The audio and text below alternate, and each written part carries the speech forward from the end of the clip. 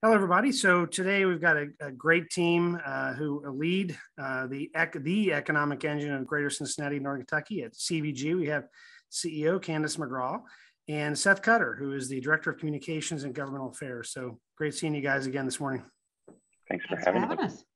So a lot of great news this past couple of weeks about CVG. And we try and give everybody an update, and hopefully they're watching your website and getting other announcements, but to give them, the public, anybody watching this, kind of an update on where we are with passenger travel as we're coming out of this pandemic and some of this other great news. So Candace, I'm gonna let you kick us off if you don't mind about where do we stand with passenger travel and cargo. Well, thanks. And thanks for providing us an opportunity to give you an update on CVG. I think, Kris, when you and I first talked at the beginning of the year, we were forecasting that we would be at about 50% of our passenger level that we were in 2019. I'm pleased to say, I think we're going to finish this year at about our 70% of our 2019 passenger volume. So things are improving. Passenger traffic is coming back. We have still 50 nonstop destinations. I hope folks have taken advantage of the great airfares and great flight options. We were able to bring in Alaska Air over the course of this year with direct service to Seattle, and then on to Hawaii or Alaska if you don't want to stay in Seattle. And just this week, Alaska Airlines announced that in the early summer, they will have a second daily flight direct into Seattle. The other great option that we announced and happened, I want to say in May, was a service with Sun Country into Minneapolis. And they'll be bringing that service back in the spring as well. So passenger traffic is coming back and hopefully the business travel will come with it. And I think that's to your point there. The business travel is kind of that biggest gap there as people come back to their offices and really have a need to go to conferences or to meet other business associates. But I think everybody's kind of really gearing up to hopefully do that as quickly as possible. Yeah, I think it's really important for people to get back out there. I know some of the smaller and mid-sized firms are traveling again. And I think, the air travel experience is safe as can be, right? Passengers are still wearing masks throughout the terminal and on aircraft. Aircraft are cleaner than they've ever been. Now we just have to get some of the larger companies traveling again, because I think that will only spur additional air service, right? The airlines are only going to bring back routes if there are the passengers that are going to be able to use them. It's a business for them. And so the more passengers, the need that's out there, the service will resume more quickly. Great point. So, and Seth, we'll let you kind of weigh in there, what you're seeing from kind of questions you're getting to the passenger travel numbers, et cetera, from the public and from government officials, et cetera. No, Judge, thank you. And as Candace said, right, a lot of even coming out of this Delta surge that we experienced in the late fall, still a lot of demand driven by leisure traffic, as well as some of the small and mid-sized companies that Candace referred to coming back to the airport, taking advantage really of something we're very excited about now. In Candace, what is it, 4 years, trying to extend the streak here, but the lowest airfares in the region, right? Folks are really taking advantage of that. We're pleased to see folks coming back and hopefully having great experiences through the holidays and into 22. That's great news. And we're seeing that across the board, right? That I guess the increased competition, which you guys have been working on for years, availability, and a point that I would ask you to clarify for us, Candace or Seth, is that, when we look back when we were more of a hub, the number of passengers who were coming through your front door compared to what it was when it was a hub, that difference is unbelievable. Yeah, it's sort of an interesting discussion, right? When we were the Delta Super Hub, 15 years ago, there were 20 million passengers coming through CVG.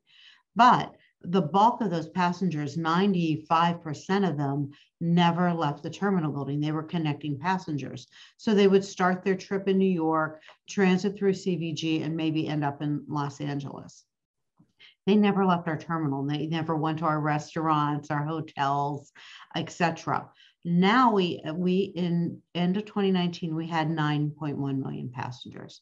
but those are all our friends, neighbors, relatives. Those are people either starting or ending their trip in our region, right? So we have more local traffic now than we've ever had in the history of CVG. And that bodes well for the economics of our region. When we were, primarily a connecting airport, those connecting passengers at the time were putting about $1.10 into the community, into the airport revenue stream. The local passenger was tenfold of that. It was $1.10. So with the more local traffic, it generates a greater economic benefit for our community overall, right? Because they are shopping, they're staying in our hotels, eating at the restaurants in town. Everybody benefits from the local travel. And I think your point there is also that I think you've said that the amount of people who had direct flights available, even in those days, was about, if I remember correctly, 70% of the flights were able to be direct nonstop. And where are we today? Right. Well, pre-pandemic, 70% of all the passengers traveling out of CVG traveled direct to their destination. That's a nice, healthy number.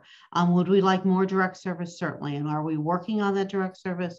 Without a doubt, right? And we're talking to carriers all the time where there is a need for service. And we build up business cases showing that to them. But with that number, that 70% is equivalent to, say, what was flying out of Nashville, right, with direct service. We have more nonstop, more direct service out of CVG than any airport in our region, pre-pandemic and currently as well. And anecdotally, I'll just tell you, I've been traveling this past few months, and of course, a lot of times we have to go to Atlanta. You might go to a couple of the other hubs, but if you get a little bit on the ball with some of your scheduling, you can do it pretty efficiently. The more you do it, so we want to have people travel and become even experts of those connections, because we obviously you can do it safely. Seth, can I interrupt just sure. 1 second? I'm sorry, but that's why it's important for folks to get back, right? To get back up in the air, because the more service that we have, right now you may have to connect, but the more bodies that are traveling, the quicker the airlines will be to bring back the direct service. There is certainly a direct correlation. And we'll offer a shameless plug, Judge Knochelmann, for our website, cvgairport.com. Folks can explore all those destinations and find other travel resources on the website as they're planning those trips. Great point. So let's talk a little bit about the, as you have more and more people who've come to the curb at CVG, either getting dropped off or parking in the garage and moving on. Talk about the exciting things in the expansion that just occurred a few weeks ago. I'll let you maybe speak to that first, Seth, and then. I would love to, Judge, because this is a fun one for us to talk about, right? We've been planning and working on this project for several years. If folks have visited the airport, they've noticed the construction all around campus, particularly at the terminal, our very front door. Folks, we're pleased to now have opened and welcome folks to our terminal expansion and new consolidated rental car facility. So gone are the days of shuttling to and from the terminal to the remote lots that the rental car companies had operated in. As of just a few weeks ago, we are open in this facility. Folks can walk out of the baggage claim right into the rental car counters, go up out into the garage, the new connected garage, get their car and be on their way. So as part of that $175 million project, all of the roads coming in and out of the front door were reconfigured. We know it might have been a hassle for some folks, but now that it's fully opened, we're really excited about this project to support, as Candace had mentioned, the increasing and predominantly local travelers that are coming in and out of the airport. So the beauty of that is, if I'm renting a car, I'm never going to have to go outside, and I can walk to it. If I'm parking outside of the parking garage area for whether it be a day or a week or what have you, I'm going to be able to get on a van to go out there totally undercover, protected from the weather, especially as we go into the winter here. Those are both huge benefits to local travelers. And visitors to our region. One of the elements, Judge, everything you said is spot on. One of the other elements that was added to this project were some beautiful murals from a muralist in Cincinnati, based and from Cincinnati, and then one Northern Kentucky artist, Christian Dallas from Boone County, who have done tremendous work in the footprint, welcoming visitors to the region. That might be some of the first things that people see as they're getting that rental car. And we're very proud that it's reflective of the vibrant region and the culture of public art that we have here. And I don't know if you would agree with this, but I'm going to suggest anybody who sees this is that, if you're not flying, maybe you do want to take a ride out to CVG, just drive through, get a sense of the new entrances and exits, look around and see where some of the cell phone lots are now. And so that when you're out there and either in a panic to get to your flight or picking somebody up, you don't, the newness of it is impressive, but it's also better to be a little more familiar with it. No, that's an excellent point. Just quickly, the cell phone lot entrance, access to that has changed. That was part of this project. We've recently repaved that lot, so it's a better experience. And then a big piece of the project, as you referred to, all the parking shuttles, hotel shuttles are now in new spots. So we're hopeful that people will make sure to pay attention to the signage because things have changed. But now our curb front, where folks are picking up, is rid of all the commercial traffic there. So we're hopeful, as you said, Judge, that folks will find a much easier and seamless experience all the way around. Well, I'd love to have folks come out here and take a tour around, drive through. But if you don't want to do that, you can also go on our website. Seth and his team do a great job.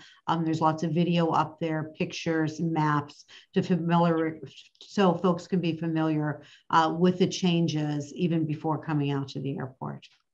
And one last note on that too, I guess, is, and you alluded to this, Seth, but as you're picking people up, where it used to be where you were only on the outside lane, there's essentially double the amount of area where you can be coming through. And of course, you can't park there, but waiting and picking up your family or friends, now it's twice as much space, correct? Yes, at the baggage claim level, as folks are on the arrivals, picking folks up in their personal vehicles, we've got the inner curb open, the outer curb where folks would have been picking up, it's all open. So we're hopeful this holiday season, as folks are coming to pick up friends and loved ones, it'll be a much more smooth experience. So, and just be safe about it. So let's talk about, the cargo numbers. They're just continue to be impressive. They help pay the bills on a lot of other things you do daily, and coming through the pandemic. I guess I would say thank God for cargo for a lot of us, and it's in and out. But Candace, maybe you could speak to that a bit, the great numbers that they're showing from DHL and Amazon, et cetera. Yeah, certainly. Cargo continues to boom here at CVG. We're saying we're the epicenter of e-commerce, right? The growth here has been phenomenal. In 2020, while passenger traffic, was certainly not at the 2019 levels, we were up 20% over the course of 22% over the course of 2020. This year, we're up 15% on top of that, right? So things continue to boom here. And as you alluded to, it is of great benefit overall for keeping our cost structure down and affordable for the air carriers at CVG, the passenger carriers. So, while cargo contributes to our bottom line, and you were right, thank goodness for cargo throughout this pandemic. It really helped us literally keep our lights on and pay the bills, but it also keeps the cost structure low to help us attract and retain more passenger carriers for the passenger growth. And Candace, if I may, importantly, Judge, for our viewers, jobs. The cargo at CVG, the reason we are an economic growth driver for this region goes back to primarily now DHL and Amazon providing good paying jobs for our friends and neighbors. And DHL, I think, Candace, is at over 5,000 employees locally. Amazon has ramped up its initial hiring now that its hub is operational. If folks are in need of or are looking for new opportunities, jobs.cvgairport.com is where to go. And that's why this all really matters. Well, and I think, not just to give a plug for those entities, as well as a number of other employers on campus. I know both DHL and Amazon, not only, a nice paying wage, but tuition reimbursement, full health care benefits. I think, it's important for us at CVG to help be, as you started this off with, the economic driver for the region. We have, as of 2018, a $6.8 billion annual economic impact on this region. We want the airport to be able to reach out in the community and help provide good jobs, attract manufacturers to come here because of the great cargo operations that we have. And that's something that we'll continue to work on throughout our strategic plan. Excellent point. Well, and as we wrap up here, and as we could talk more about the impact of really the pandemic, the business community coming back, hopefully getting in planes and flying. One of the things you're doing is looking to the future. The long-term plan is now called New Heights for CVG, right? And all of these long-term plans, both are some are coming to fruition today, but you're constantly planning for the future. Maybe speak to that a bit, Candace. What do you see in the next 18, 24 months? Yeah, thank you, Judge. I invite any of the viewers to go on our website. We have our strategic plan there. We report on it quarterly out to the community because we are a community asset. We want you to know that we're here working on your behalf. One of the projects we're very focused on and excited about over the next coming years is really capitalizing on that cargo growth and looking at something we're calling Hangar Row. Prior to the pandemic, we worked with a company and they opened up a large cargo hangar here. It brings in all sorts of jobs, aircraft that come in need of repair, which just keeps the cycle going for more aircraft to land at CVG.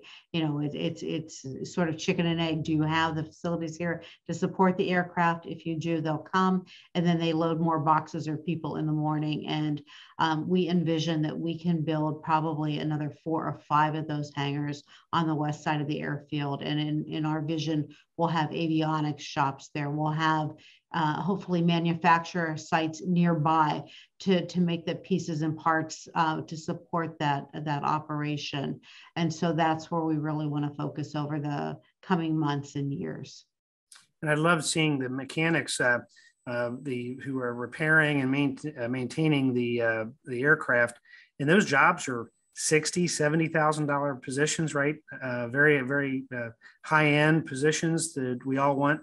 That's just a little taste, and that's hundreds of jobs, right? That's not just 4 and 5 people working on those projects.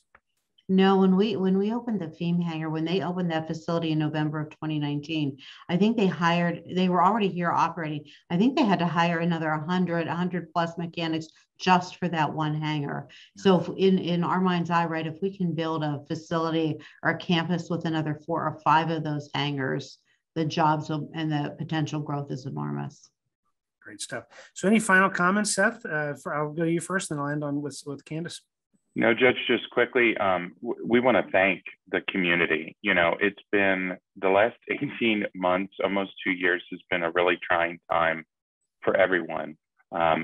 Small businesses, local governments, our communities, our public health folks, and airports and the travel industry has certainly been impacted. But 2021 really proved to us that our community is a strong supporter of the airport and everything we're trying to do. People are excited about the growth in jobs. We know there might be growing pains, but we're working through that, and we appreciate the community's patience and support as we work through that together. Indeed. Candace, any other words of wisdom or visions of the future? Well, I think Seth summed it up beautifully, right? We're very appreciative of the community support. We're appreciative of your support and of the other entities with which we deal. It is unique in our industry, and frankly, our airport is the envy of many of my colleagues because we have that position of support. People realize the economic benefit, what a strong airport can do for community. So again, we look forward to welcoming people back here as they travel, and we're always here to answer any questions. And again, I think Seth and his team run a great website. If there's ever a question, I think it's chock full of information, and it's a great place to even start with. Great point. So I guess the final message is we've got a great thing and just keep traveling, right? Amen. Yeah. Thanks, guys. Thank you.